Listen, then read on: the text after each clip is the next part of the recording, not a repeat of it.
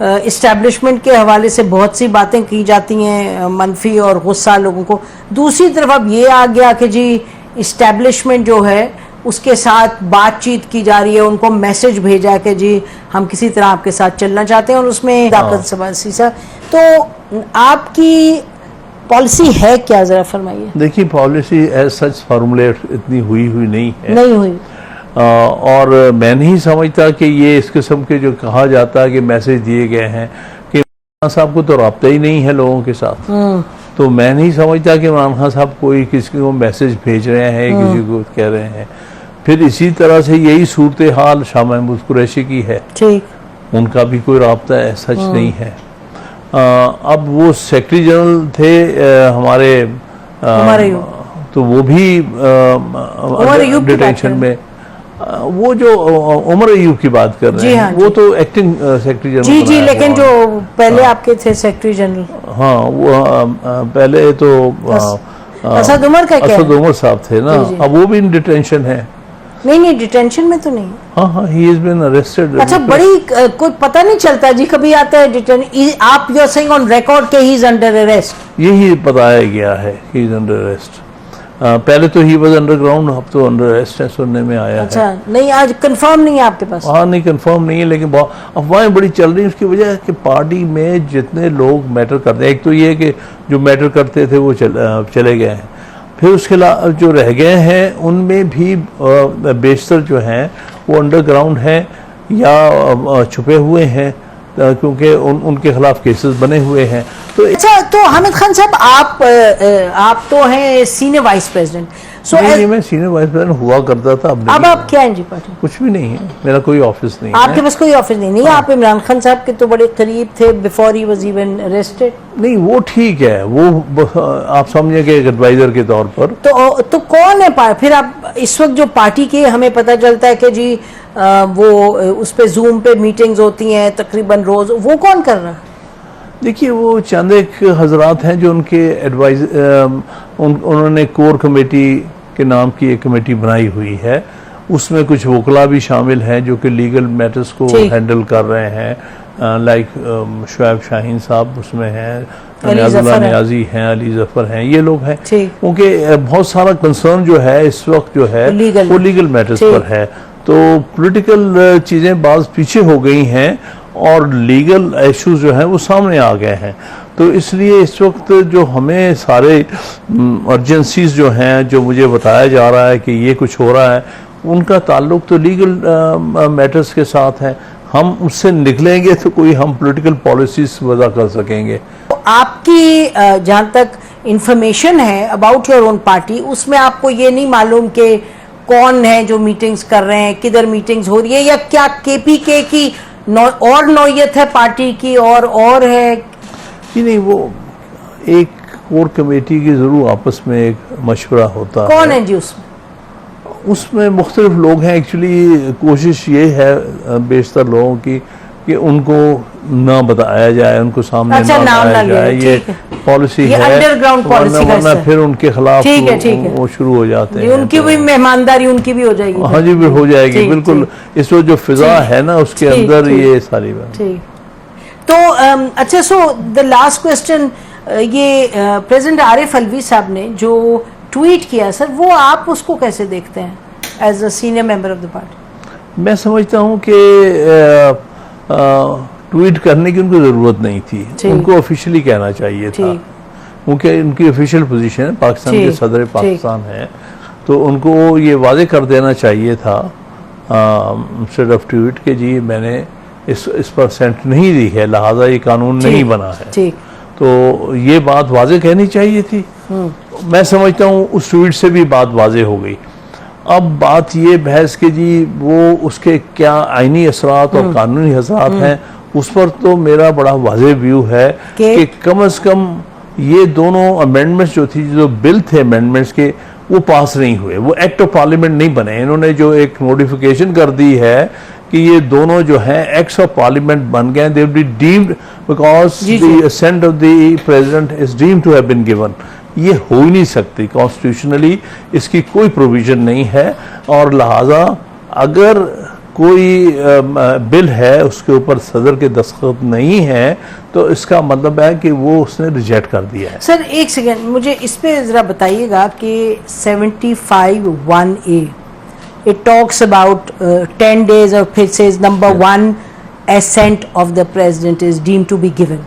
अच्छा, ये हमारी 2-3 वुकला सीनियर से बात हुई प्रोग्राम में कि जी उसमें हामिद खान साहब ये नहीं लिखा कि deemed to be given with a signature और without a signature। so उस पे वो जो अगला पॉइंट है कि जी अगर वापस कर दें लिख के तो वहां ये है कि जी अगर साइन भी ना करें तो फिर भी ना आए। जी सही। लेकिन अगर नहीं सॉरी अगर साइन भी ना करें तो फिर अगर पार्लियामेंट ने उसको फिर से पास करें, तो जॉइंट जी जी सेशन। बिल्कुल। लेकिन जो पहला स्टेप है उसमें तो लिखा ये है कि जी will be after 10 days will be deemed to be given. नहीं, उसका नहीं लिखा है। पहली दफा जब प्रेजेंट होगा उसका नहीं लिखा, ये दूसरी दफा जब वो वापस होगा और वापस होने के बाद फिर से जब पास होके जाएगा तो फिर अगर 10 दिन में असेंड नहीं होती तो will be deemed to be. So कहने का मतलब ये है कि जो पहले ओकेजन पर है कोई डीमिंग क्लॉज नहीं आती। सर मैं अगर आप इजाजत दें मुझे तो मैं ये पढ़ के बताती हूँ कि देखिए ना ये जो 75 ये राइट है इसमें इट सेज कि जी ये when bill is presented to the president for assent the president shall within 10 days a assent to the bill।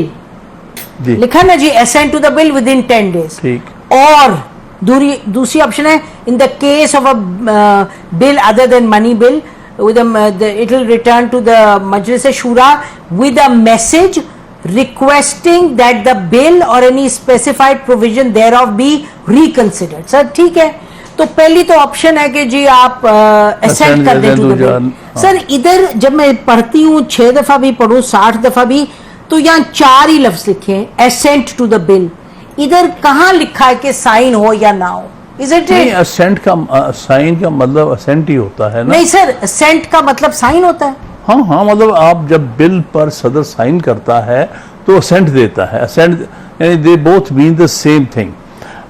Sir मैं इजाजत मैं आप ही से इसका जवाब रिक्वेस्ट करूंगी कि हमें लगता है जैसे assent to the bill, assent to the bill, what form of assent, through writing और नो राइटिंग। इन्होंने कहा एतजाज साहब ने कहा कि जी नहीं, मैंने कहा ये तो साइलेंट लगता है। उन्होंने कहा हाँ लेकिन केस लॉ में है क्योंकि प्रेसिडेंट है। तो हमने पूछा बताइए कौन से हैं जिसमें ये इलेबोरेट हुआ है, तो उन्होंने फिर नहीं फरमाया। तो जनरली जो समझा जाता है असेंट वर्ल्ड ओवर जनरली समझा जाता है वो यही समझा जाता है जब कोई बिल प्रेजेंट होता है उस पर सदर दस्तखत कर देता है तो असेंट हो जाता है। ठीक सर। अच्छा चलें, अब इसमें हमें लगता है कि सिंस इट साइलेंट, लेकिन आप फरमा रहे हैं साइलेंट नहीं है, जनरली इट इज एक्सेप्टेड। हालांकि तो इसका मतलब उसमें भी एक गुंजाइश रहेगी। अब बी पे अगर आइए तो वो कहा जाता है कि if he with a message requesting that bill or any specified provision be reconsidered. ठीक है जी।